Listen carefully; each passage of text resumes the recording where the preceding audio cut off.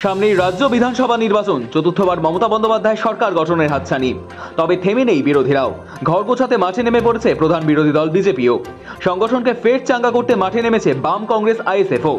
নীলবাড়ির লড়াইতে হাড্ডাহাড্ডি প্রস্তুতি চলছে। তবে আগের প্রতিটি নির্বাচনের চেয়ে আরও ভালো ফলাফলের লক্ষ্যে জোর কদমে নেমে পড়েছে শাসক দল।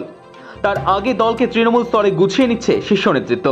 প্রথম ধাপ হিসেবে সংগঠনের রদবদলের মতো গুরুত্বপূর্ণ পদক্ষেপ। সূত্র বলছে, পারফরমেন্সের ভিত্তিতেই ঠিক হবে দলে কারা দায়িত্ব পাবেন। দলের নিষ্ক্রিয় কর্মীদের ওপর নেমে আসতে পারে শাস্তির খাড়া। কারা পাবেন পদ, কারাই বা খোয়াবেন, উৎসব মিটলে 1 মাসের মধ্যেই তা স্পষ্ট হয়ে যাবে। গত বছর 21শে জুলাইয়ের ঘটনা। তৃণমূলের শহীদ সমাবেশের মঞ্চে দাঁড়িয়ে অভিষেক বন্দ্যোপাধ্যায় স্পষ্টভাবেই জানিয়েছিলেন, বহু পুরসভার রদবদল অনিবার্য।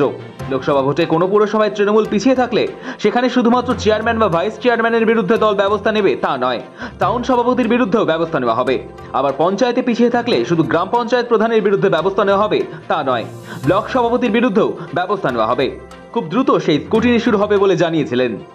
আমাদের 26-এর জন্য এখন থেকে প্রস্তুতি নিতে হবে। পুরসভায় যারা দায়িত্বে আছেন, পঞ্চায়েতে যারা দায়িত্বে আছেন, তাদের কর্মীদের কথা ভাবতে হবে, নিজের কথা ভাবলে চলবে না। আমাদের আরো বিনম্র বিনয়ী হতে হবে। আত্মতুষ্টির কোনো জায়গা নেই। আমি বিভিন্ন জায়গায় পর্যালোচনা বৈঠক করতে নির্বাচনের সময় তার আগে গেছি।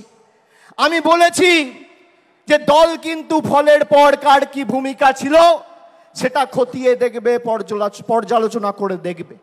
পুরসভার নির্বাচনে আমি পুরসভার কাউন্সিলরের টিকিট পাবো, আমার ওয়ার্ড থেকে আমি জিতবো।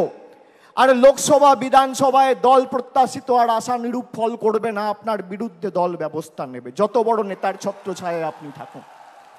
পঞ্চায়েতে আপনি টিকিট পাবেন, আপনি গ্রাম পঞ্চায়েতের প্রধান, উপপ্রধান, আপনি আপনার ভোটে জিতবেন। বিধানসভা, লোকসভায় আপনি ভাববেন মমতা ব্যানার্জি এসে একটা মিটিং করবে, অভিষেক ব্যানার্জি এসে একটা মিটিং করবে, প্রার্থী জিতবে। গায়ে গতরে আপনি যে পরিশ্রম আপনার নির্বাচনে করেন, সেই পরিশ্রম প্রত্যেকটা নির্বাচনে করতে হবে। তার কারণ এই লড়াই শুধু মমতা বন্দ্যোপাধ্যায়ের আর তৃণমূল সৈনিকদের নয়, এটা বাংলার 10 কোটি মানুষের সম্মানের লড়াই। আর যারা ভাবছে যে আমরা আমাদের নির্বাচনে করব আর পার্টির অন্য নির্বাচনে তো পার্টির মতো বুঝে নেবে, আমি এই যে 1-1.5 মাস কোন রাজনৈতিক কর্মসূচিতে আপনারা আমাকে দেখেননি, তার কারণ পর্যালোচনার কাজে আমি ব্যস্ত ছিলাম। আগামী 3 মাসের মধ্যে এর ফল আপনারা দেখবেন। 3 মাসের মধ্যে। আমি এক কথার ছেলে, কথা দিয়ে কথা রাখি। সেই অনুযায়ী গত কয়েক মাস ধরে দলের বিভিন্ন সাংগঠনিক জেলা নেতৃত্বের সঙ্গে লাগাতার বৈঠক করেছেন দলের সর্বভারতীয় সাধারণ সম্পাদক অভিষেক বন্দ্যোপাধ্যায়। 24-এর লোকসভা নির্বাচনে যেসব জায়গায় দলের ফলাফল কম ভালো হয়েছে সেখানকার সংগঠনে বেশি জোর দিয়েছেন। দলের ত্রুটি বিচ্যুতি চিহ্নিত করে নেতা নেতৃত্বদের সতর্ক করেছেন একাধিকবার। 26-এর ভোটে যাতে সেসব ভুলের পুনরাবৃত্তি না ঘটে সে বিষয়ে কামাক স্ট্রিটে রুদ্ধদ্বার বৈঠকের পরামর্শ দিয়েছেন অভিষেক। ব্লক ধরে ধরে কিছুটা রদবদল পুজোর আগেই করে ফেলেছেন অভিষেক বন্দ্যোপাধ্যায়। জেলা ও ব্লক স্তরে সংগঠনের মধ্যে যাদের পারফরমেন্স ভালো তারা টিকে গিয়েছে, কারো বা পদোন্নতি হয়েছে। আবার যার পারফরমেন্স খারাপ বা যাদের বিরুদ্ধে সংগঠন স্তরে অভিযোগ রয়েছে তাদের সরিয়ে দেওয়া হয়েছে। জেলার বড় নেতা বা মন্ত্রী ধরে কেউ পার পায়নি। এবার পুরসভাগুলির পালা। এ ব্যাপারে আইপ্যাক এক প্রস্তুত সমীক্ষা করেছে, সংগঠন স্তরেও সমীক্ষা হয়েছে। সূত্রের খবর, দলে কাদের পারফরমেন্স কেমন, কারাই বা দল থেকে নিষ্ক্রিয় হয়ে বসে রয়েছে, সেই সমস্ত খবরাখবরই নখদর্পণে দলের সাধারণ সম্পাদকের। তার ভিত্তিতে সাংগঠনিক জেলাভিত্তিক রিপোর্টও তৈরি করে ফেলেছেন। তা জমা দেওয়া হয়েছে দলের সুপ্রিমো মমতা বন্দ্যোপাধ্যায়ের কাছে। তিনিও সবটা দেখে নিয়েছেন। জানা গিয়েছে উৎসবের মরশুম মিটলেই তৃণমূলের সেই রদবদলের কাজ শুরু হয়ে যাবে।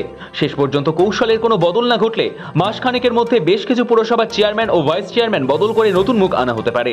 স্পষ্ট হয়ে যাবে কোন পদে কে বহাল থাকছেন আর কারা শাস্তির আওতায়। লোকসভা ভোটে বাংলায় কম বেশি 74টি পুরসভায় পিছিয়ে ছিল তৃণমূল। তার মধ্যে কিছু পুরসভায় ফলাফল ছিল খুবই খারাপ, যেমন শিলিগুড়ি পুরসভা। সেখানে পুরসভার 33টি ওয়ার্ডের মধ্যে 32টিতেই পিছিয়ে ছিল তৃণমূল। তবে এ যাত্রায় ঠিক কতগুলো পুরসভার চেয়ারম্যান বদল হবে তা এখনো পুরোপুরি স্পষ্ট নয়। সেই সংখ্যাটা 30 থেকে 40 হতেই পারে। এই পদক্ষেপ কৌশলগত হতে পারে। বর্তমান তৃণমূল সরকার 14 বছরের বেশি সময় ধরে ক্ষমতায় রয়েছে। এর ফলে স্বাভাবিক প্রতিষ্ঠান বিরোধিতা তৈরি হয়েছে সরকারের বিরুদ্ধে। তবে কোথাও কোথাও পুরসভাগুলোর খারাপ পারফরমেন্সের জন্য বা স্থানীয় নেতাদের বিরুদ্ধে বেশি ক্ষোভ তৈরি হয়েছে। অর্থাৎ মমতা বন্দ্যোপাধ্যায় সরকারের বিরুদ্ধে যত না অসন্তোষ, তার চেয়ে বেশি অসন্তোষ স্থানীয় পুরসভার চেয়ারম্যানদের বিরুদ্ধে। 26-এর ভোটের আগেই তাই এই ধরনের পুরসভায় চেয়ারম্যান ও ভাইস চেয়ারম্যান বদল করে স্থানীয় স্তরে প্রতিষ্ঠান বিরোধিতা মোকাবিলা করার চেষ্টাও হতে পারে। 26-এর টার্গেট পূরণের জন্য এবার অন্তিম পর্যায়ের প্রস্তুতি শুরু করে দিয়েছে বাংলা শাসক শিবির। ব্যুরো রিপোর্ট, সময় কলকাতা।